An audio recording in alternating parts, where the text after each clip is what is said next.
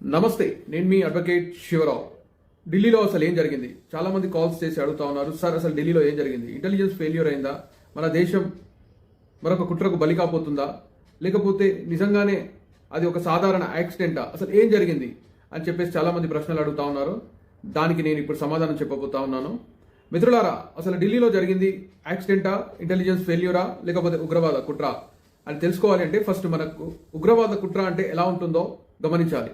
ఉగ్రవాద కుట్ర అనగా మిత్రులారా, ఉగ్రవాదుల చర్యలు ఎలా ఉంటాయి అని అంటే, ఉగ్రవాదులు మొదట రిక్రూట్మెంట్ చేసుకుంటారు. ఆ రిక్రూట్మెంట్ తర్వాత వాళ్ళకి ట్రైనింగ్ ఇస్తారు. ట్రైనింగ్ ఇచ్చిన తర్వాత వాళ్ళకి ఆ వెపన్స్, ఆ సంబంధించినటువంటి మందుగుండి సామాగ్రి ఇచ్చి ప్రజల మీదకి పంపుతారు. ప్రజల మీదకి పంపి తద్వారా దాడులు చేపిస్తారు. దాన్ని ఉగ్రవాద దాడులుగా మనం చూస్తా ఉన్నాం. గతంలో కూడా ఇలాంటి ఉగ్రవాద దాడులు అనేకం జరిగి ఉన్నాయి. అయితే ఈ ఉగ్రవాద దాడులు జరిగిన తర్వాత ఉగ్రవాద సంస్థలు ఆ దాడిని మేము చేసినట్టుగా ప్రకటిస్తారు. అల్ ఖైదా కావచ్చు, జైషే మొహమ్మద్ కావచ్చు, ఏదైనా ఉగ్రవాద సంస్థ కావచ్చు.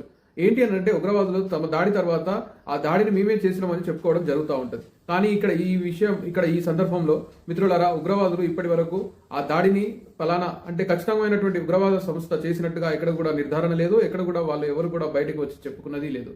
అయితే మరి ఇది ఉగ్రదాడి కాదా, అంటే ఇది యాక్సిడెంటా అనే కోణంలో ఆలోచించినప్పుడు, అక్కడ సిఎన్జి పేలుడు జరిగింది అని చెప్తా ఉన్నప్పుడు, అది సిఎన్జి పేలుడు మాత్రమే కాదు, అక్కడ జరిగినటువంటి ఆ ఎవిడెన్స్ కావచ్చు, ఆ కారులో ఉన్నటువంటి ఆ డాక్టర్, ఆ మొహమ్మద్ ఎవరైతే ఉన్నారో, ఆ మొహమ్మద్ అందులో 3 గంటలుగా ఉండడము, అక్కడ సీసీ ఫుటేజ్ గమనించడము, తనకి ఆ డాక్టర్కి ఇంతకంటే ముందే అంటే పుల్వామాలో జరిగినటువంటి దాడితో సంబంధం ఉండడం, ఇవన్నీ గమనించినట్లయితే ఇది ఖచ్చితంగా యాక్సిడెంట్ అయితే కాదు. అలాని ఉగ్రవాదుల చర్యనా అనంటే ప్రశ్నార్థకమే. మరి ఏంటి అంటే, నా విశ్లేషణ మరియు నేను నమ్ముతున్నది అంటే నిజం అవ్వచ్చు, లేదు కాకపోవచ్చు. కానీ ఏంటంటే, ఇక్కడ నార్మల్గా మనం గమనించినట్లయితే ఒక మాట చెప్తాను మిత్రులారా, గమనించండి. ఏంటి అనంటే, లోన్ ఉల్ఫ్ అటాక్ అని మీరు విన్నారా ఎప్పుడైనా? లోన్ ఉల్ఫ్ అటాక్ అంటే ఏంటి అనంటే, లోన్ ఉల్ఫ్ అటాక్ లో ఒక వ్యక్తి లేదు ఒక 2-3 వ్యక్తులు కలిసి ఏంటి అనంటే, లేదు మా మతానికి, లేదు మా కులానికి, లేదు మా వ్యవస్థకి అన్యాయం జరుగుతుంది అని చెప్పేసి సెల్ఫ్ మోటివేట్ అయిపోయి ఒక సంకల్పాన్ని తీసుకొని, ఆ సంకల్పం ద్వారా వాళ్ళు ప్రజలకు హానిపరిచే విధంగా, ప్రజలకు అన్యాయం చేసే విధంగా, ప్రజల ప్రాణాలు తీసే విధంగా, అంటే ఒక రెవల్యూషన్ అనమాట, ఒక రకమైనటువంటి హీనమైన చర్యకు పాల్పడే విధంగా వాళ్ళు సెల్ఫ్ మోటివేట్ చేసుకొని వాళ్ళు స్వయంగా ఉగ్రవాదులుగా మార్చేటువంటి ప్రక్రియ. ఎందుకు అంటున్నానంటే, భారత ఇంటెలిజెన్స్ అనేది, నిఘా వర్గం అనేది చాలా స్ట్రాంగ్ గా ఉన్నటువంటి వ్యవస్థ. భారత ఇంటెలిజెన్స్ మీరు గమనించినట్లయితే ప్రతిదీ కూడా కొన్ని వందల అటాక్స్ జరుగుతూ ఉంటాయి, కొన్ని వందల కౌంటర్ అటాక్స్ జరుగుతూ ఉంటాయి. కానీ దేశం ఎప్పుడు కూడా అవి భద్రతా దృష్ట్యా బయటికి చెప్పరండి. ఎలా ఉంటుంది ఇక్కడ అంటే, రోజుకి ఒక 300 నుంచి 500 అటాక్లు జరిగేటువంటి అవకాశం ఉంటుంది అనమాట ఈ దేశం మీద.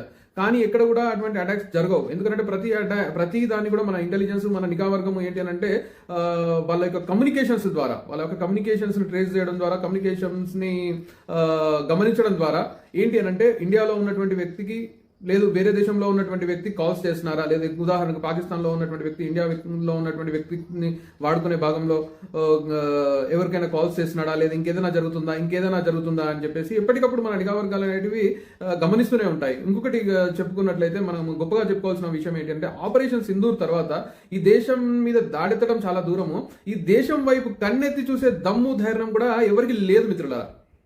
వింటున్నారు కదా? ఆపరేషన్ సింధూర్ తర్వాత భారతదేశం అనేది అసలు ఏంటి అనేది ప్రపంచ దేశాలకు తెలిసి వచ్చింది. సో ఇక్కడ నేను ఏంటి అనంటే, ఇది ఇంటర్నల్ ఉగ్రవాదం.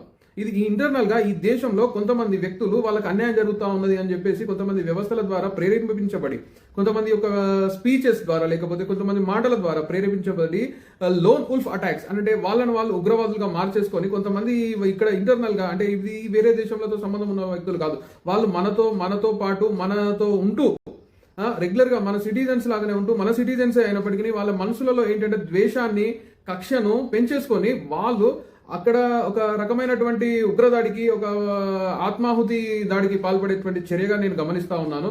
సో ఇటువంటి చర్యలు జరుగుతూ ఉన్నప్పుడు తస్మాత్ జాగ్రత్త. ఎందుకంటే వీటిని ట్రేస్ చేయడం కావచ్చు, వీటిని పట్టుకోవడం కావచ్చు, అంత ఈజీ అయిన విషయం కాదు. ఇంపాసిబుల్ అని నేను చెప్పాను, బట్ ఈజీ అయిన విషయం కాదు మిత్రులారా. కాబట్టి ఏంటి అంటే, మీకు ఇక్కడ అన్యాయం జరుగుతూ ఉన్నది అనే ఆలోచనల నుంచి మీరు బయటికి రండి. ఈ దేశం మనది, మనందరిది. మన దేశాన్ని మనం కాపాడుకోవాల్సినటువంటి బాధ్యత మన అందరి మీద ఉంది. కాబట్టి మీరు ఇక్కడ ఏదో అన్యాయం జరిగిపోతా ఉన్నదని చెప్పేసి మీ మనసులలో కక్షలను పెట్టుకొని, లేకపోతే మీ మనసులలో విద్వేషాలను నింపుకొని అమాయకులైనటువంటి ప్రజలను బలి చేసేటువంటి చర్యలు ఎవరు చేసినా తస్మాత్ జాగ్రత్త. ఉరిశిక్ష కాదు నడి రోడ్డు మీద కాల్చి చంపాలని చెప్పేసి నేను విజ్ఞప్తి చేస్తున్నా ఈ ప్రభుత్వాలకి. ఎందుకంటే మీకు ఏదైనా సమస్య ఉంటే సమస్యలను పరిష్కరించమని చెప్పేసి ప్రభుత్వాలను కోరే అధికారము, హక్కు మీకుంది. కానీ ఈ విధంగా భారతదేశంలోనే ఉంటూ ఇక్కడే మీరు ఇంటర్నల్ ఉగ్రవాదాన్ని ప్రేరేపిస్తే, ఉగ్రవాదాన్ని స్థాపిస్తే తస్మాత్ జాగ్రత్త అని హెచ్చరిస్తూ, ఇది నా ఆలోచన ప్రకారం, నా అనుమానం ప్రకారం ఏంటి అని అంటే ఇది ఇంటర్నల్ ఉగ్రవాదము. ఇది బయట దేశాలకైతే అంత దమ్ముధైర్యం మన దేశం మీద దాడి చేసేటువంటిది లేదు. ఇది మన ఇంటర్నల్ గా మన దేశంలో కొంతమంది వ్యక్తులు వాళ్ళకి అన్యాయం జరిగిపోతుంది, వాళ్ళు బాధపడతా ఉన్నారు అని చెప్పేసి కొంతమంది స్పీచెస్ వినడం వల్ల కావచ్చు, లేకపోతే కొంతమంది ప్రేరేపించడం వల్ల కావచ్చు, సెల్ఫ్ మోటివేట్ అయ్యి వాళ్ళు ఈ దేశానికి హానిపరిచే విధంగా, ఈ దేశానికి అన్యాయం చేసే విధంగా, ఈ దేశంలో ఉన్నటువంటి ప్రజల ప్రాణాలు తీసే విధంగా సెల్ఫ్ మోటివేట్ అయి చేస్తున్నటువంటి చర్యగా ఆ విధంగా నేను భావిస్తా ఉన్నాను. ఇంకా ఎవరు ఏదైనాప్పటికీ ఇటువంటి చర్యలు చేసిన వారికి కఠినంగా శిక్షలు కాదు, డైరెక్ట్ నడి రోడ్డులో కాల్చివేసే విధంగా చట్టాలు రావాలని చెప్పేసి కోరుకుంటున్నాను. జై హింద్, జై భారత్.